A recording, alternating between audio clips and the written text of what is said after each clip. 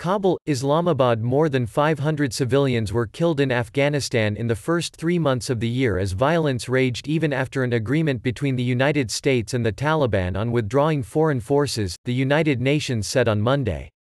In all, fighting in the first 3 months caused 1,293 civilian casualties, of which 760 were injuries and the rest deaths, including 152 children and 60 women, the UN Assistance Mission in Afghanistan (UNAMA) said in a quarterly report.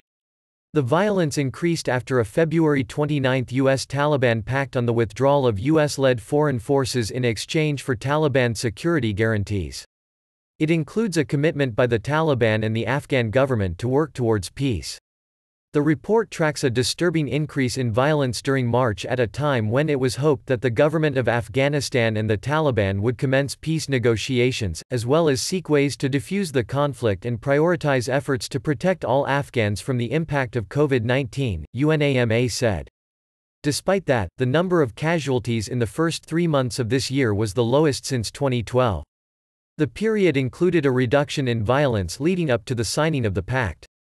Deborah Lyons, the UN Secretary-General's Special Representative for Afghanistan and head of UNAMA, reiterated calls for a ceasefire, which the Taliban have rejected in recent days. To safeguard the lives of countless civilians in Afghanistan and to give the nation hope of a better future, it is imperative that violence is stopped, she said. Efforts towards formal peace talks have been fraying as the Taliban attack government forces, despite warnings from the United States that they need to reduce violence, as well as disagreements over the release of prisoners. A political feud within the Afghan government, between the president and his main rival after a disputed election, has also distracted attention from the peace effort. The number of civilian deaths caused by anti-government forces, especially the Taliban, increased by more than 20% compared with the first quarter of 2019, UNAMA said.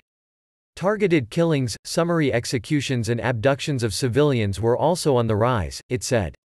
A Taliban spokesman rejected the figures and said they had a commission for preventing civilian casualties which had brought them down to near zero. Afghan government forces and other pro-government forces, including foreign troops, were responsible for almost a third of the deaths, UNAMA said. Air strikes and clashes involving indirect fire by those forces were the reason for more child deaths, it said.